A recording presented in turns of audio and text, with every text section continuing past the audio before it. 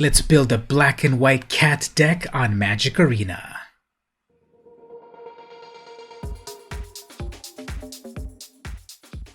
Hey everyone, it's VM Campos Magic fan, Magic Arena fan, cat fan. I'm going to combine all of those right now to make a fun Magic Arena cat deck. We're going to go with a black and white build. This is a very low cost, very mana efficient deck that is pretty fun to play, and it's full of cats, so what's not to love?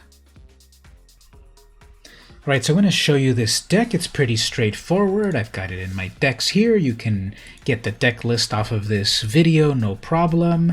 I have more than one cat deck, but here's the latest version of it. So, it's a very low mana cost.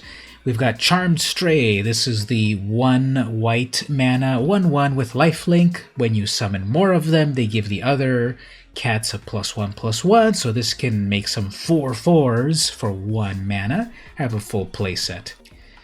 Then we have the Cauldron Familiar, another single mana cat. This is 1 black. You get a 1/1. When it enters the battlefield, opponent loses 1 life. You gain 1 life. Sacrifice a food. It comes back to life. Okay, cool. That's going to fuel some fun strategies, as we will see. Dread Malkin. This is another black 1/1, but it's got menace. This is a really menacing zombie cat. It's got an activated ability 2 plus black, sacrifice another creature, put 2 1/1s on this. So this can become a 3/3 pretty fast, and the more creatures you sacrifice, the bigger it gets, and it's got menace. And then Ajani's Pridemate, good old Pridemate. So this is 2/2 for 2. It gets a +1 counter every time you gain life. Well, as soon as you summon that Cauldron Familiar, you gain a life. You're going to make the Ajani's Pridemate larger. Wait a minute, we've also got the Witch's Oven artifact. 1 mana, tap and sacrifice a creature. You get a food token. This is a repeating cycle of putting the cat in the oven, getting a food, bringing the cat back with the food, then giving yourself life to make this Pridemate larger and larger. Pretty amazing. That also fuels another cool thing here. Mace of the Valiant. This is a 3 mana artifact, 1 white and 2 more. You give a creature +1/+1 for the number of counters on the mace. It starts with 0. But it gives then the creature vigilance. Okay, how do we get more counters on it? Whenever a creature you control enters the battlefield, put a charge counter on the mace. So we get that combo happening with the Cauldron's Familiar coming back over and over, getting more +1 counters on this, and giving the Pridemate another +1 with the life, with the mace, with vigilance. Pretty amazing. If all else fails and your opponent is about to murder your Pridemate, which is huge, you can then sack it to the Witch's Oven to get you 2 food tokens to do more shenanigans with that. Dawn of Hope. Wherever you gain life, you may pay 2, you draw a card. And then if you just need to do a mana sink, you can create 1/1 soldiers. So you're going to be gaining life pretty easily. You're going to have mana to then be able to draw more cards. More cards is more good. 1 more creature, Hero of the Pride. This is a cat soldier for 2. As a 2/2, whenever you cast a spell that targets the hero, your other creatures get +1. So we've got these other spells that I'll show you here that will make this Hero of the Pride larger, as well as your other cat cards in this deck. For example, Glaring Aegis. For 1 white mana, enchanted creature gets +1/+3. So this Hero of the Pride is going to become a 3/5, and it's going to give your other creatures +1. But wait, the Aegis also then taps one of your opponent's creatures, so their shields will be down for your cat army. Karametra's Blessing is amazing. It gives your creature +2/+2 instantly. If it's enchanted or if it's an enchantment creature, it also gains hexproof and indestructible. We've got 4 of the Glaring Aegises, so that'll be enough for the Karametra's Blessing to kick in. And we've also then got 4 of the Sentinel's Eyes. So again, 1 white mana gives your creature +1/+1 in vigilance. And once it is enchanted, Karametra's Blessing will make it indestructible and hexproof. You're going to be able to bring this aura back from the graveyard over and over with simply an escape of 1 white mana and 2 cards. Very nice. And so that gives our mana curve a 1.4 average. 20 creatures, 20 non-creatures, 28 white, 8 in black, 4 colorless, 20 cats, 8 soldiers, and 4 zombies. So to round off the deck in the mana base, we have 9 plains, 9 swamps. You got to get those full art unhinged lands. And then for a little card draw, if you need it, 2 Castle Lochthwains.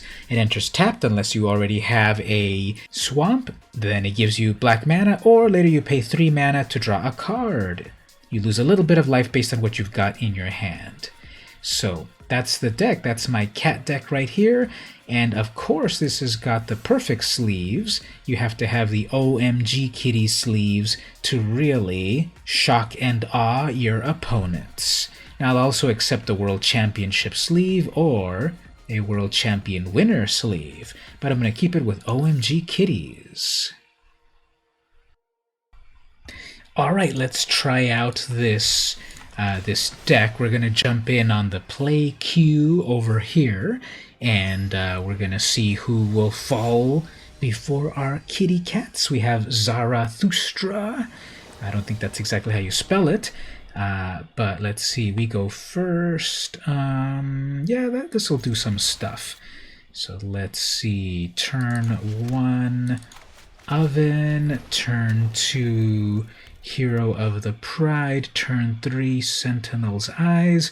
And let's see what else we come up with. Okay, well, we're going to deal with a red deck. That means we're about to get our cat shocked.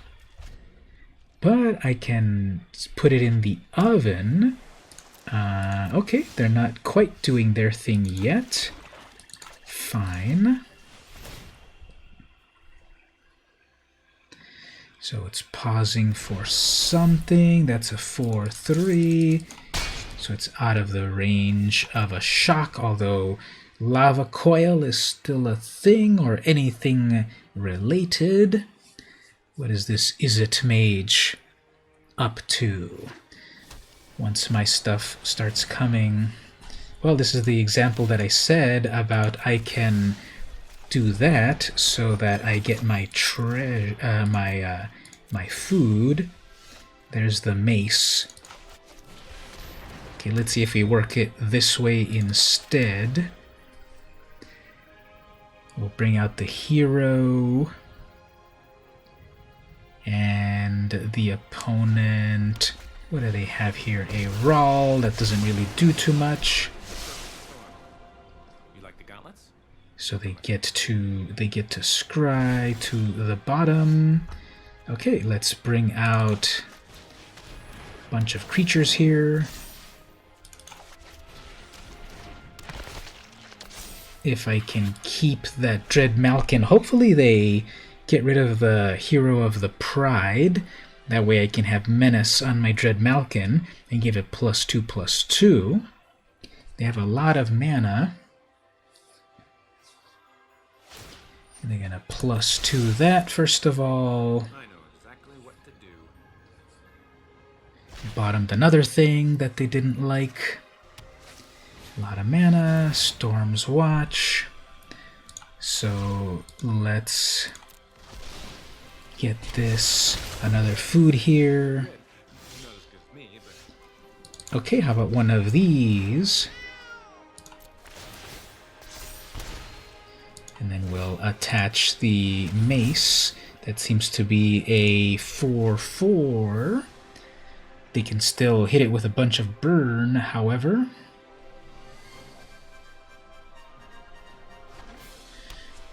They can bring that back. They're gonna double something here. So they're gonna scorch that.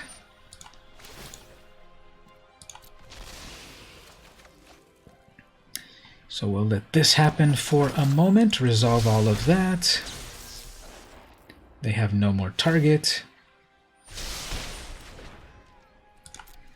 And it'll be my turn right here. That's coming back. And we'll equip that. We'll give it some more fun. And they're like, yep, had enough. Yep, you have a planeswalker, but I've got cats.